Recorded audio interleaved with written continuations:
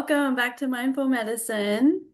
I'm Brianna and this is Hannah, Hi. and we are going to talk about how we take care or took care or still taking care of ourselves while taking care of others.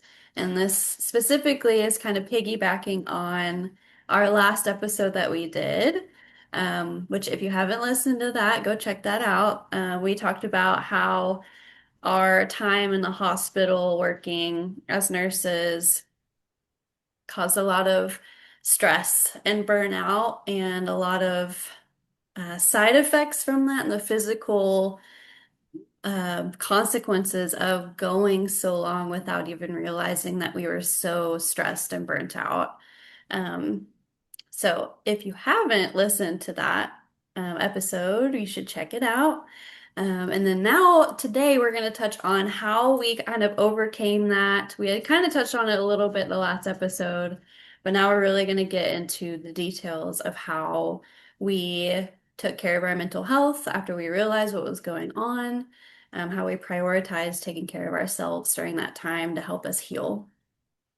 So, like always, before we get started, we're going to do a little deep breathing exercise just to get us grounded and ready to talk about everything. So, if you're ready, go ahead and relax back in your seat. You can close your eyes or soften your gaze, whatever feels comfortable for you. And just start to slow your breath down, taking some nice, slow breaths in and out. Noticing any tension you might be carrying right now, maybe in your shoulders or your jaw, maybe in your forehead, maybe you're scrunching your eyebrows or scrunching your eyes. Try to relax those facial muscles as much as possible. Start to deepen your breath as you do this, taking a deep breath in through your nose, holding it up at the top for just a few seconds.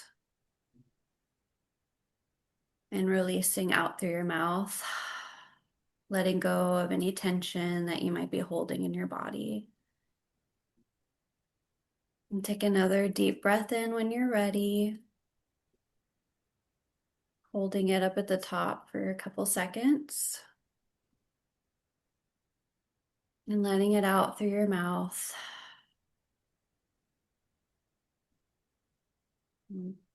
Any other places of tension you might be carrying, just let it go with this last breath. So deep breath in,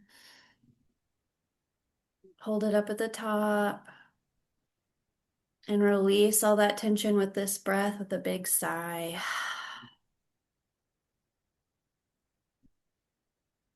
And when you're ready, you can open your eyes, start to wake up the body, and we will get into it. So, Hey, thank yeah, you. yeah, definitely needed that for sure. I think I say that every episode. Yeah, because we always need it. Yes. 3 breaths Yes. make a big difference, and that's probably one of the tools that has been incredibly helpful for us. Yeah. Especially, it's such an easy thing to do and it's so fast. You can do it whenever, whatever you're doing. hmm So it is a good tool to have, and it does help. So I think we, like I said, we had talked about how burnout and stress was building up over time and manifesting itself physically. hmm Um, the last episode, we had touched a little bit about how we started to work on getting better and healing.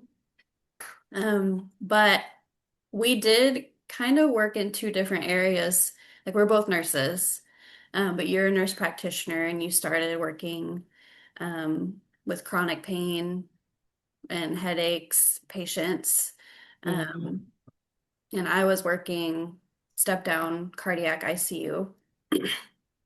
So we have different experiences, but still having the same overall stress and burnout and from the same thing. So, Yeah.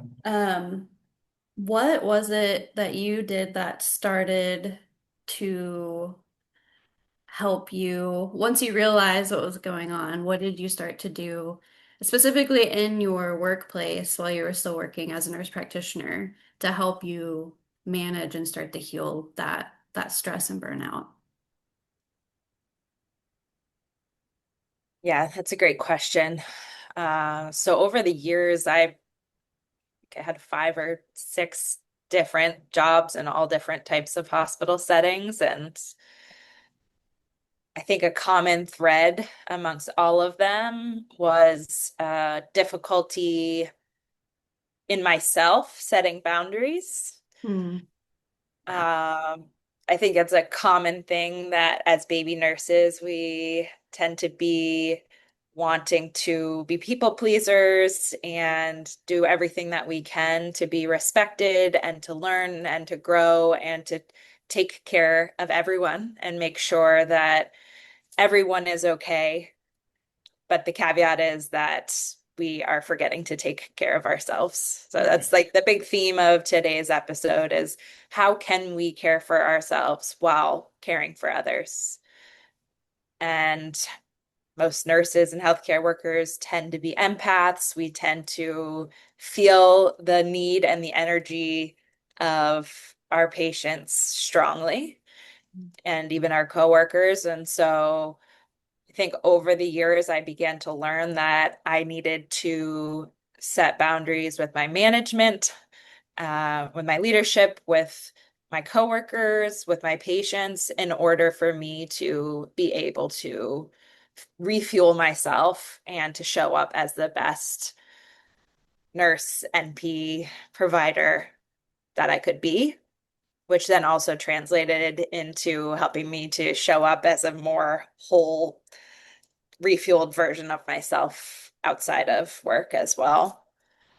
Specifically, I think, you know, when I was impatient, I would say yes whenever I was asked to pick up another shift because a coworker called out because they were short-staffed and that was going to lead our other staff to be in a tough situation. So you're always dealing with this struggle of like, do I want to pick up that extra shift or stay? Not really. Would I rather hang out with my family or friends? Yes.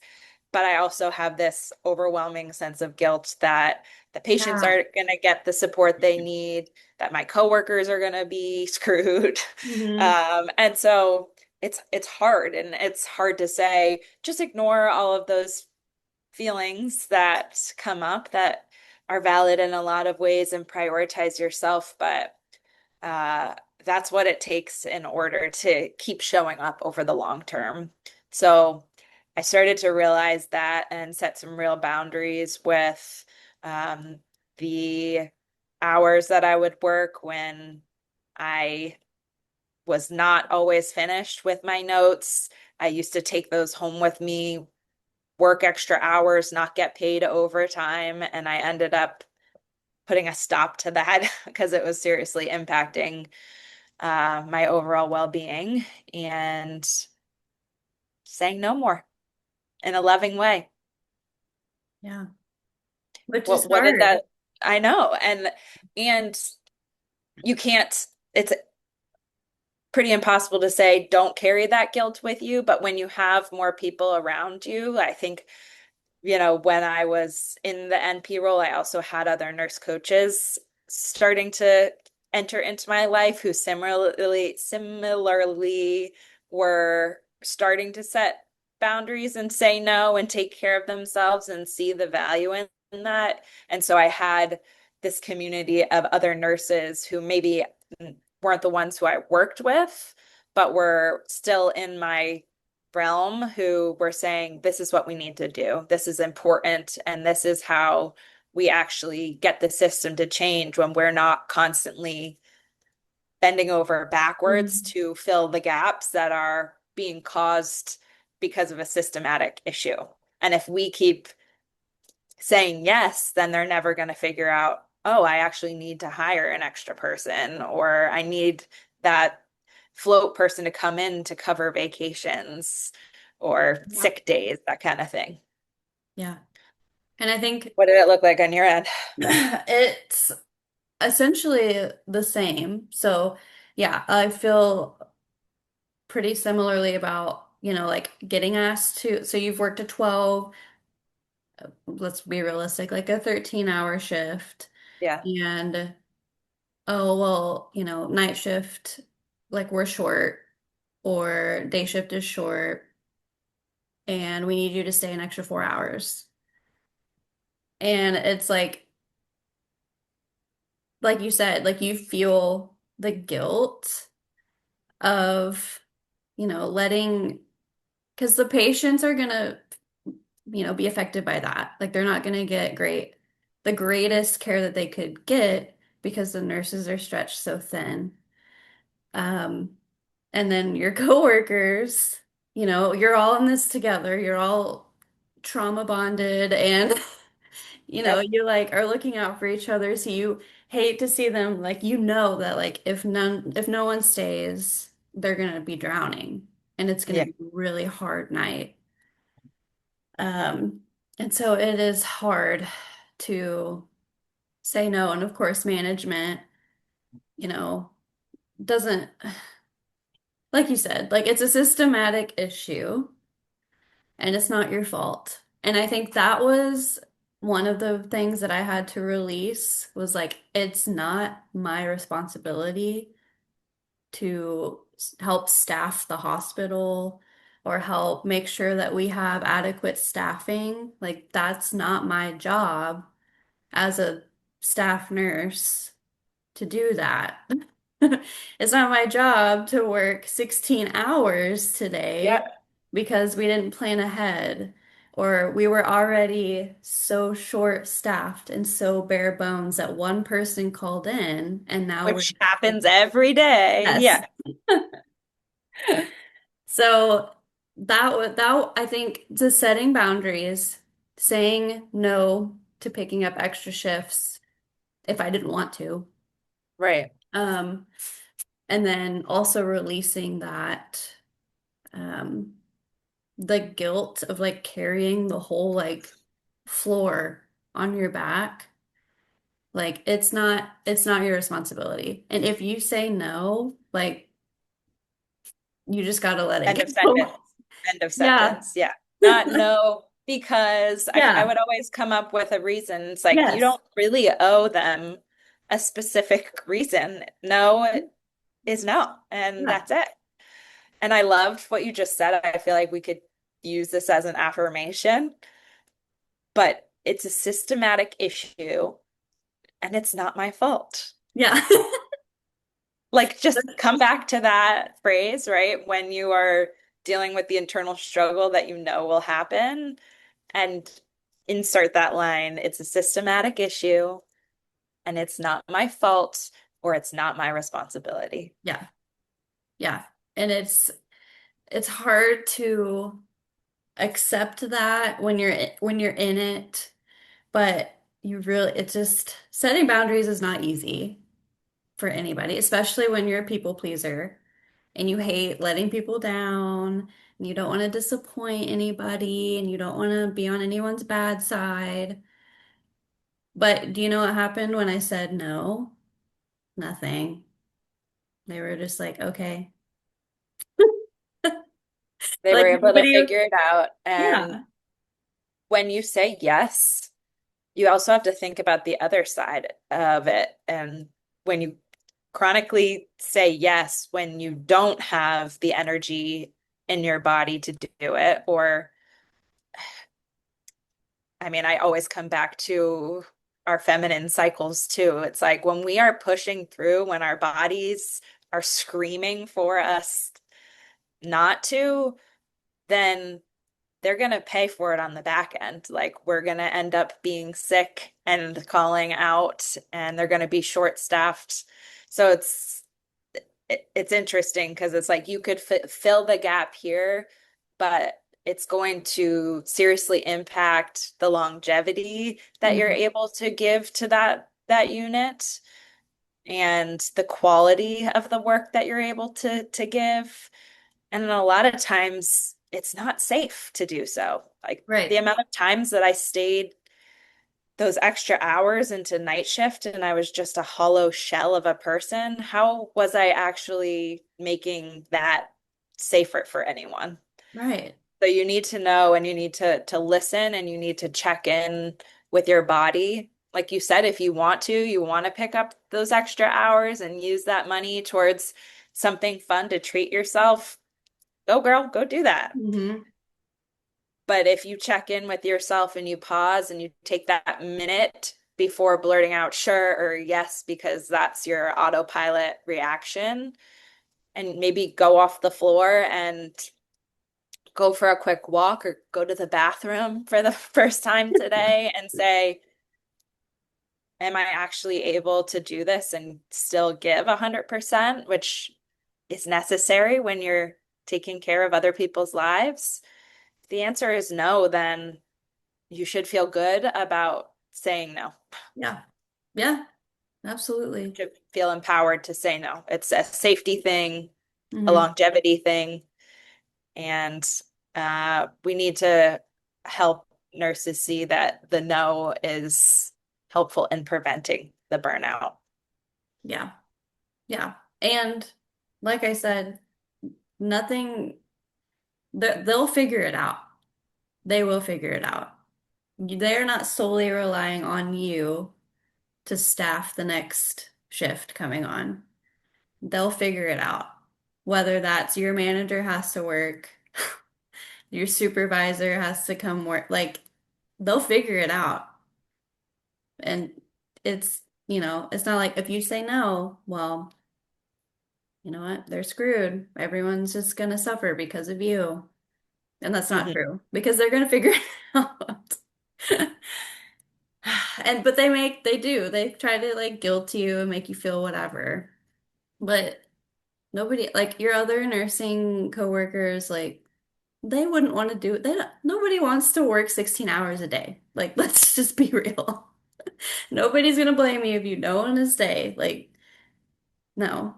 Because nobody is jumping at the chance to work an extra 4 hours. That's why they're having to go around and ask and beg people to do it. So, And isn't it interesting how, like in certain jobs, the incentive would go up and up. So the longer you waited to say the yes, yeah. the more money you would make. So Yeah. there are also ways to, harness your no. Yeah. Just wait long enough until they're like, sorry, 500 extra dollars. Yeah. Okay. Yeah.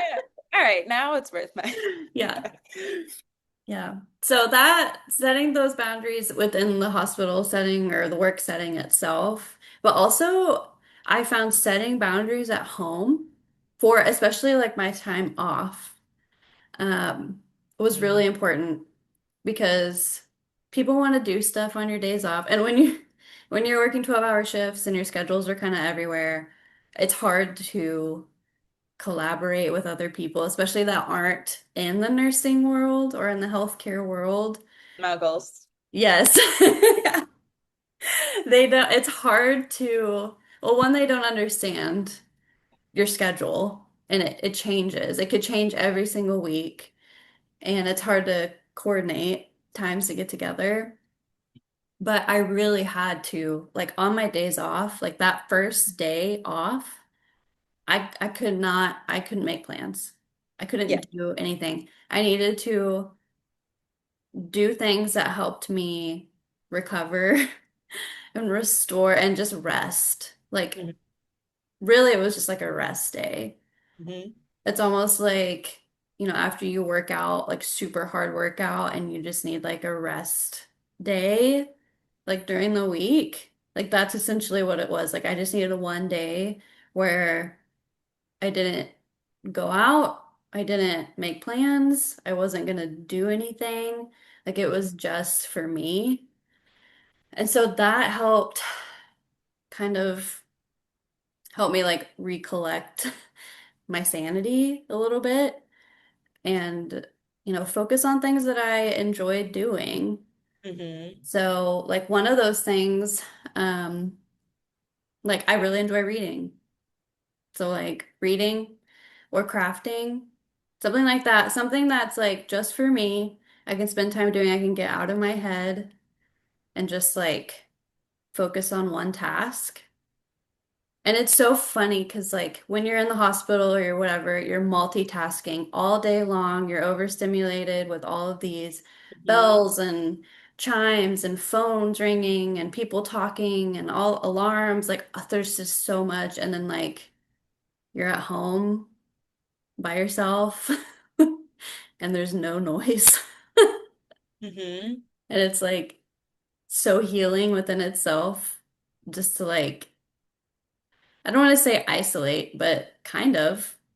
Just like be with yourself and focus on things that make you feel good. Hmm. So that kind of tied into setting the boundaries because I had to say no to people. Like, I can't go out. I'm so sorry. Or like, I can't do this today. And Yeah. then, you know, checking in with yourself and just be like, am I up for going out to dinner with friends this night? Or, just doing certain things like just checking in with yourself. And if you're not down, like I would, like I had said in the last episode, I would get migraines that would last for like 2 or 3 days. So like even though if I was off work, I'm still like recovering from this migraine that was caused by work. Yeah. And so just checking in, and if you're not feeling it, say no. Don't do it because it's not worth it. And you're saying yes for other people and not yourself. So Mm. if that's what it boils down to, and you're saying yes for others and not for yourself, don't do it. And that's what it takes. You have to prioritize your well-being when you're trying to heal and get out of that stressed out, burnt out phase that you're constantly living in. Because, like I said, you're taking care of yourself while you're taking care of others. And if you're only taking care of others and not taking care of yourself, then you're just stuck in that cycle Yeah. of burnout and stress. And even when you're off and you're not supposed to be stressed out because you're not at work, like if you're still sacrificing yourself for what everyone else wants, then it's the same thing. And you're still just like continually not letting yourself heal, not letting yourself rest, restore. And it's hard to do, like I said, when you're a people pleaser and you don't want to let people down, but you just have to do it. And I even tell like my coaching clients, like this is the time to prioritize yourself. Like you have made this choice to heal and fix the problem that you know is causing you harm. Hmm. That you have to prioritize yourself, even if it's uncomfortable. And the people around you should, if they, love you and respect that, they should understand, you know. I mean, Hmm. coming from a nurse to nurse, like we understand, like, yeah, it's hard to even like get out of bed the next day. Yeah. Like, don't talk to me, like, don't ask me anything. But other people in your life may not understand that. And so just explaining, like, I had a hard day yesterday, or I worked 3 shifts in a row, and I just need this time for myself. But like, we'll catch up some other time, you know. So that was kind of a little bit of a tangent. But that was part of like a big part of my healing was like a little bit of isolating myself to just have time for myself and saying Hmm. no to family or friends that wanted to do stuff. Yeah. And amen to all of that.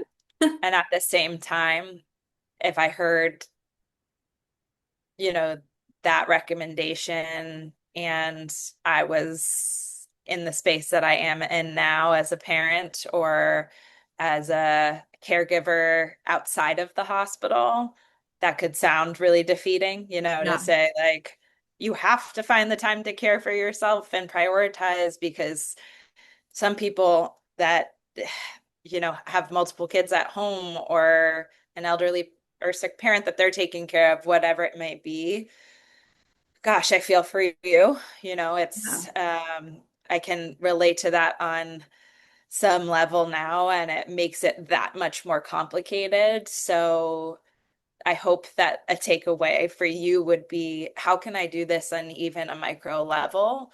And how can I ask for help or delegate in ways outside of the hospital so that I can get some time to recover and to tap back into who am I outside of being a nurse? Who am I outside of being a mom or a dad? Who am I outside of being a caretaker? And what do I need so that what does my body need so that I can refuel in some way before I show back up in a setting that takes so much from me. Yeah. And it's hard. It might not be that you can take a whole day to isolate and Mhm. get away. That's a unique experience for some people. Um, for me, lately, as a parent, I think we'll talk about this being a whole different episode, kind of, and how what what is mindfulness and what does refueling look like when you have that on your plate as a mother. Um, yeah, today that looks a lot different, and so we even have a meditation. I was like looking at our meditation topics in our healthcare worker collection. We have a meditation specifically for the healthcare worker who is a parent. So Mhm. maybe you're on a stroller walk, or maybe the kids are finally down for a nap, or you're putting them to bed. How can you take that 5 or 10 minutes to recharge, to slow down and monotask? Because so little of your life involves that opportunity. But when you were talking about monotasking, it like rung a bell that that is what we need and what we're craving, and that's what mindfulness is. And it can look so different. It can look like mindfully washing your hands when you're at work, you know, or doing hand hygiene. It can look like mindfully doing the dishes or putting in the laundry and really feeling the warmth of the clothes after they come out of the dryer and smelling them and how good they smell.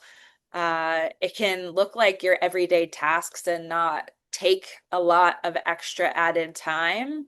But how do we find these like little joys and the presence in the day-to-day activities when you are in and out of the hospital, and ultimately tie it back to gratitude? I think that zoning in on the present moment and then also finding gratitude in it has been ultimately like the most healing uh tools for me on this journey. Mhm. And that can evolve and look different throughout each phase of your life, but it can be so simple. And that's a lot of what we try to introduce you to in our guided meditations is how can you practice this and what does that look like as a healthcare worker, both in and out of the hospital.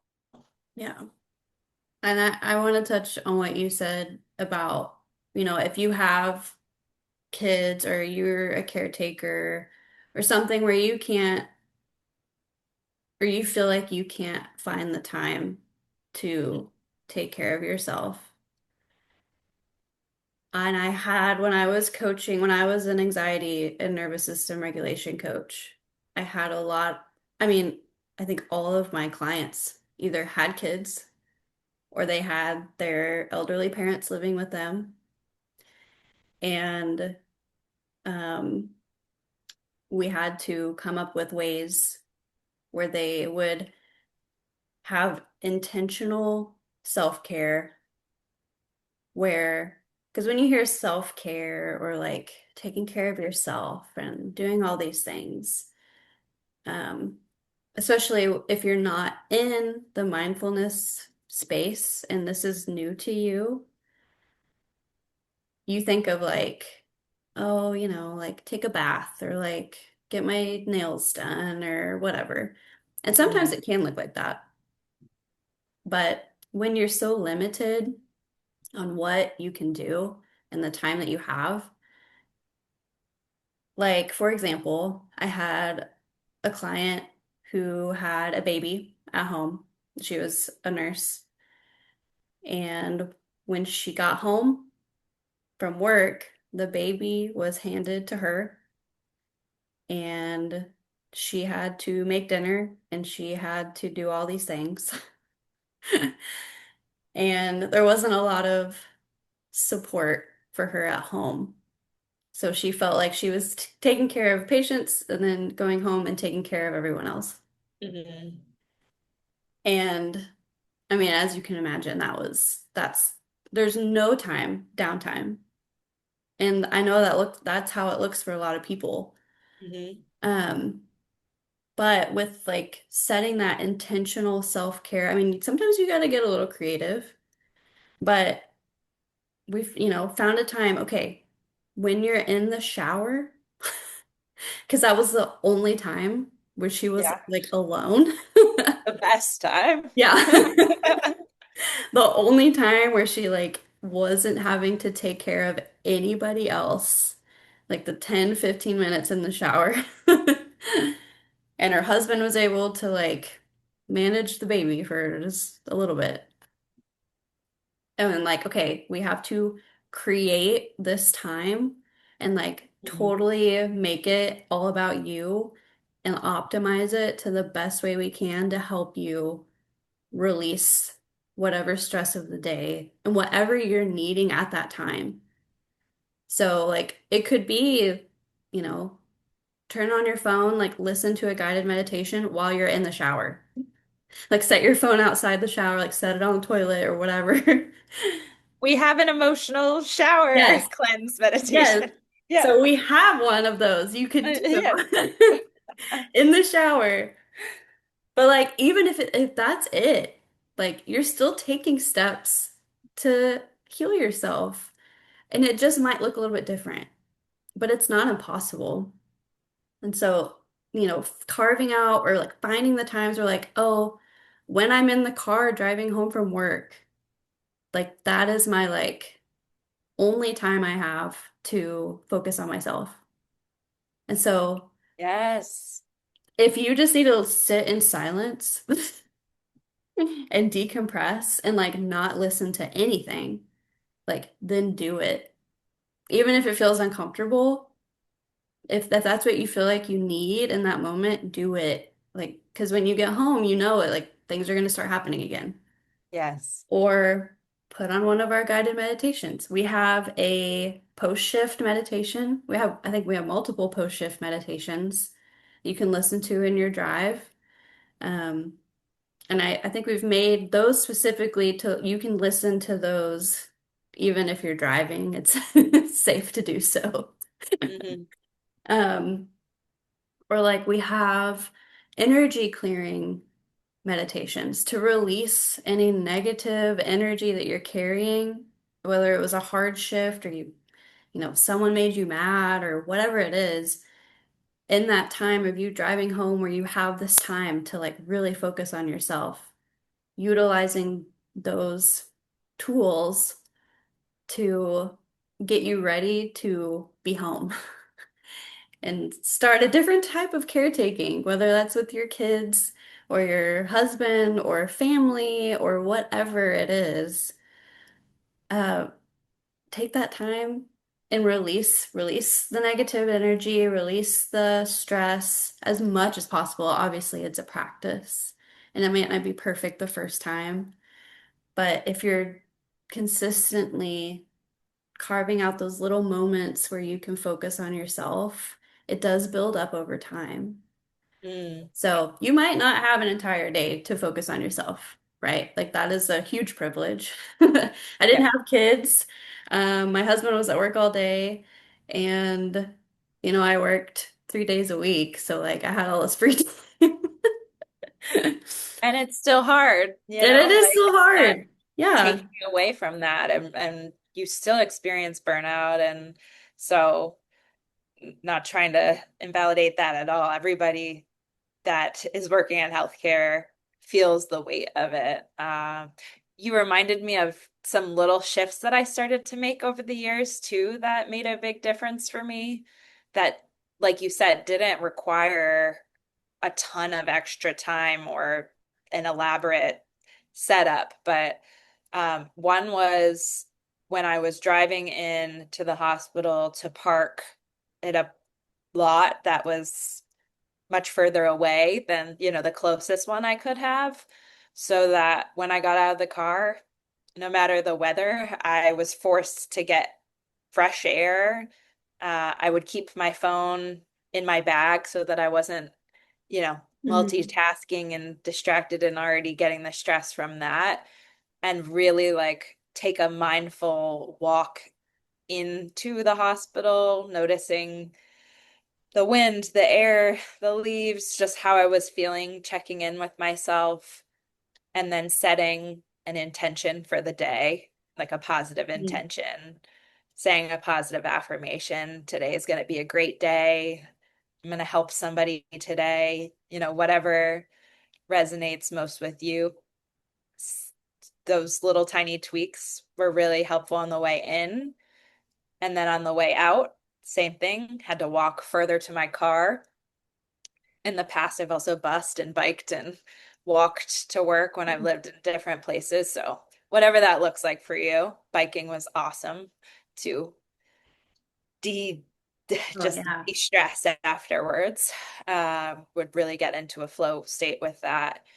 But I would ask myself on the way home, however I was getting home, what went well today and what am I proud of myself for today? Mhm. Because, we've talked about this before. Our minds are biased towards the negativity and towards the negative, right? And so it's so easy for us to leave work, feel all tense and tight in our body, hustle back to our car, get in, and be like, I'm pissed that we were short staffed and this sucked and Yeah. this person didn't help me and I got poop on me. All these negative Yep. things, right? And then you get home and you're still like a tight little ball and you're still pissed, and you go in and then your partner or mom or dad or whoever you live with says hi and you're like, Yeah. like, don't talk to me. I've been there. It's not helpful for anyone, right? You Yeah. need to have that conscious time to not only release and breathe and soften through that, like the breathing exercises that we're doing, but to mentally allow yourself a couple moments to focus on, even as hard as it is, even if all the shit hit the fan today and it was the worst shift of your life, there has to be something good that happened, that came from it, right? You had to have helped somebody. We are Yeah. lucky enough to be working in a profession where that's what it's all about, right? Like I've talked to my husband and my sister about this, and yes, their tech jobs or their sales jobs or, what XYZ are cushier and you're not dealing with that stress, but they don't get to say, like, wow, I saved a life today. Hmm. I really supported someone who was having one of their hardest days yet. I helped someone not be in pain. I helped to bring a brand new life into the world. Like XYZ, we got to come back to the magic of nursing and the beautiful interactions that we get to have and the support. and come back to, our why, right? Mhm. Actually, I think we have a meditation for that too, and I did not plan that, but uh it's important, right? We want to come back to why we're doing this work and our purpose, and it's so easy to forget that in the stress of it all. But it's a beautiful thing when we create that as a new habit to focus on the good and to focus on what's going well, what we're proud of ourselves for. It makes everything so much lighter and better, even when it is hard. And it's something that we have to practice, just like going to the gym. We have to build that habit and remind each other. I know Mhm. you and I have done that, right? Like we Yeah. go to each other when we're having a really hard time. And I love that we have this similar love for coaching and background, and we'll pause each other and say, hey, that's a lot. Yeah. What's going well? What do you pride yourself for? And it's like, oh, yeah. Yeah. It feels so much better. Yeah. No, no, I definitely I think that that's such a beautiful way to look at it. And I love that you did that, like parked, further away and like just had that moment to like walk and like n notice like nature outside, even if it's like the nature outside of your hospital. Yeah. But um yeah, I definitely looking back did the total opposite. Like I would park in the parking garage and it's dark outside still because I worked day Yeah. shift. And so like I'm parking and then I'd get mad if someone took my parking spot. And then I'd walk into the work and go through like the tunnel to get to the building that I work in. And I'm texting my husband like I don't want to be here. And then like going through the day, whatever. And then what we would do is I had like some friends that I worked with. We would walk out together and we would stand in the parking garage and complain Mm, about our day and like bitch and moan and like just talk about all the shit that happened that day. And it was always a lot. yeah. And looking back, like if I ask myself, like, did that help me feel better? And no, it did not. I think it saved my husband from having to hear like the brunt of like Mm, me complaining when I got yeah. home because I already like got it out. But I was still thinking about it. Like it didn't make me feel better. I got it out. All the things I wanted to say during the day that I couldn't say. Yeah. But yeah, just like looking back, like if I knew now if I knew then what I know now, there we go. Yeah. It would have looked a lot different. And no, like standing around complaining, like there is a time and a place, right? Like sometimes you just have to vent and let it out. Sometimes it just But feels good. Yeah. yeah, but I mean, it was every day. And I was like, we would stay, like, I wouldn't leave work. Like I'd get off at 7 or, whenever I could clock out. Probably wouldn't leave work till like almost like 7:30, 7:45, just because we were like so heated Yeah. and just like so angry. But we were all just like feeding off of each other. Like, Hmm. this happened to me today. Oh, I'm so angry about that. Like, because it didn't happen to me, but I'm angry that it happened to you. I can feel the energy of it. I mean, I've Yeah. been there too, and I think most of us have been. Like my first job, we used to all walk across the street to a bar and add alcohol to the mix too. Yeah. Like let's debrief and let it all go. And that more evolved version of me honestly wasn't until my last job. So 6 nursing NP jobs in, I finally made a shift that I 100% can say made a difference for how I felt each day, Yeah. going in and going out. And so, yeah, hopefully, if you hear this and you are used to getting caught up in the bitch fest after work, or holding it all in and just carrying it with you forward into the evening, you can give this a try. It's a Mhm. simple little shift that never hurts, and it might not feel easy at the start. I think none of this kind of work does. Sometimes it feels more uncomfortable, and sometimes it can be hard to sit, like you were saying earlier, in silence because our nervous systems are so wired and used to a baseline of chaos that our bodies and our minds almost crave it, right? Mhm. Uh, a lot of nurses that we have met over the years have said that, like, oh, I thrive in an emergency room. That's right up my Yeah. alley. But I guess my question for you is why? And is that a healthy thing, right? Do we need to do some rewiring and some nervous system reset work so that you can feel comfortable in a quiet setting, in Mhm. monotasking, in time with yourself, whatever that looks like, even if it's 5 minutes in the shower or a whole day of just being at home with you and your Mhm. thoughts. Yeah. And it's changing the default setting.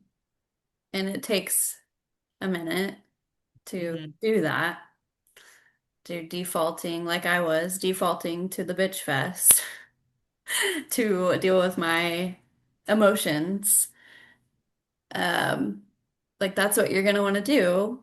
But knowing that you want to change and heal and release the stress and the anger and the burnout and everything that comes with it, like if you're really wanting to overcome that, you have to change your default setting.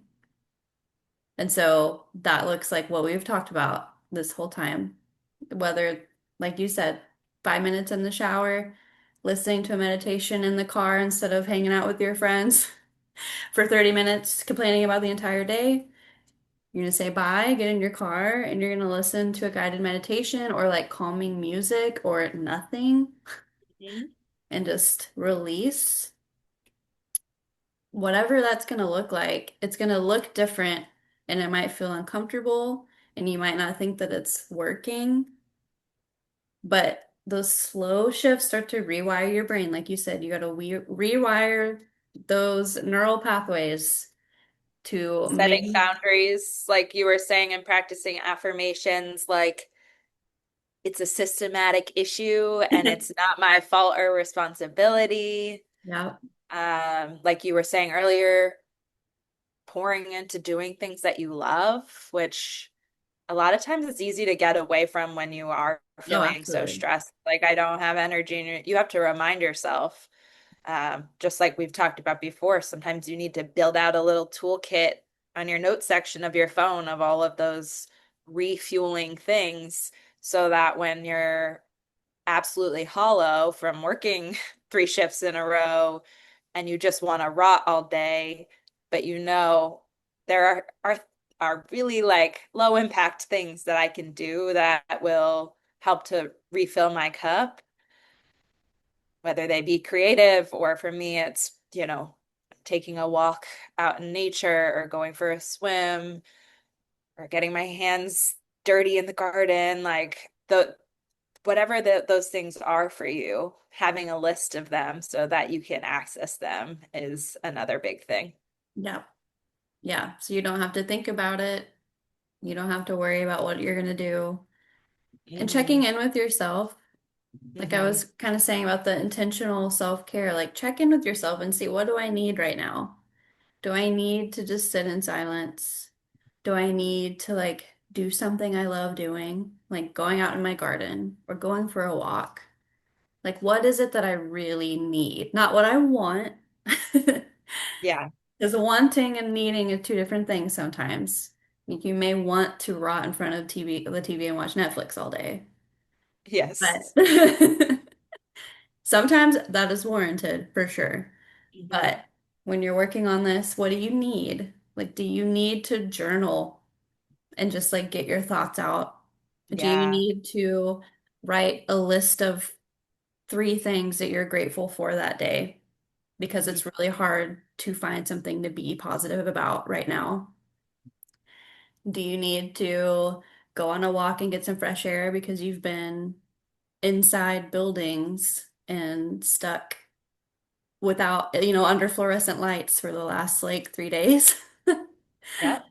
And you need some sunshine? Like, check in with yourself and see, what do I really need right now? And follow that. And Hmm. so we've got resources on mindful medicine on our Patreon for so many guided meditations to help. There's such a huge list, especially for healthcare workers, to choose from. Just throw that in, throw some headphones on. You can go on a walk and listen to our guided meditations. You can lay in bed and listen, whatever is comfortable and the best scenario for you to help you feel better and to release the stress and the burnout and heal. Um, Hmm. so many resources. We've got all the guided meditations. We've got other resources to help. I think we've got one for gratitude journaling. We've got one um, for, The cycle syncing is yes. out to me because that is could be a whole other topic, but that was a huge shift that I made Yeah. is kind of paying attention to my feminine cycle, understanding and learning about it because I don't think we were taught that in nursing school, um, or any school for that matter. And then learning about how I can give myself grace. Okay, I'm in my luteal or menstrual phase. I can take it easy. I can go for a walk, take a bath, listen to a meditation. I'm in my follicular ovulatory stage. Yeah, now is time that I want to get that like strength workout in or Mhm. be more social and put myself out there and say yes to some things. And so that's again a whole nother topic, but it helps you to listen to your body and predict kind of, this week is a week that I can lean in a little bit more to being active, and this week is a week that I should get cozy and, give myself um the opportunity to just lean into that slow period. Mhm. So there's a whole resource about how to cycle sync your diet, your exercise, your work, all of these types of things. And if you work per diem, could even help you to figure out when's the best time Mhm. to pick up shifts. Yeah, that's a good idea. Absolutely. Nice. Well, I hope this episode helped give you guys some ideas on how to start, if you're in the same situation that we were in, Yeah. how to start making little steps towards taking care of yourself, healing, releasing the stress, and ultimately overcoming that burnout to allow you to help you take care of others better. Because that essentially is what the outcome will be. You will feel better and you'll take care of others better. Mhm. And finding that joy in why you became a nurse in the first place and helping people and seeing the positives more than the negatives, um, is such a huge change, drastic change, and it will severely cut back on how burnout and stress affects you. So check out our Mindful Medicine Patreon. The links will be in the description. Um, and let us know what you thought about today's episode. If there's anything that you've tried that you feel like has really helped you overcome stress and burnout, and what your favorite things to do are, to help you do that. So we would love to hear from you. You can leave a comment on this video, or you can head over to our Patreon, and leave us a comment over there. We would love to hear from you. Definitely. Yay. Well, I will wrap us up and I'd invite everyone again to just get comfortable in your seat. If you're not driving and it's safe to do so, you can soften your gaze or close your eyes, tapping into your breath, just noticing it to start. And today I'll invite you to wrap up this episode practicing one of the tools we discussed today. And that is to take a moment and allow yourself to feel gratitude for something small in this very present moment.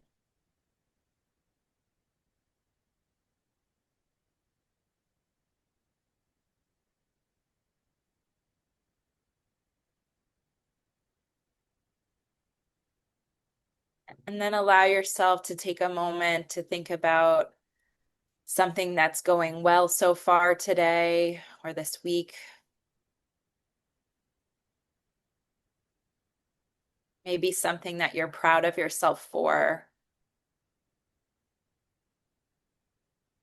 no matter how big or small it is. Just allow your mind to shift to the positive.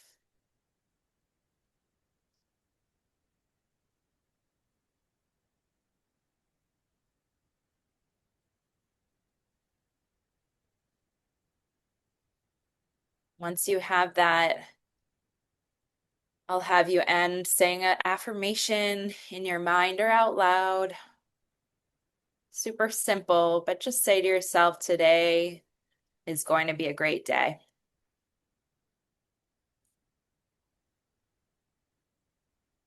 And breathe that all in with one more deep, deep, big breath, maybe the biggest breath yet today.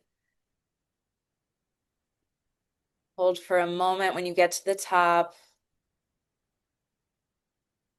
Take a nice long exhale whenever you're ready. You can slowly blink open your eyes.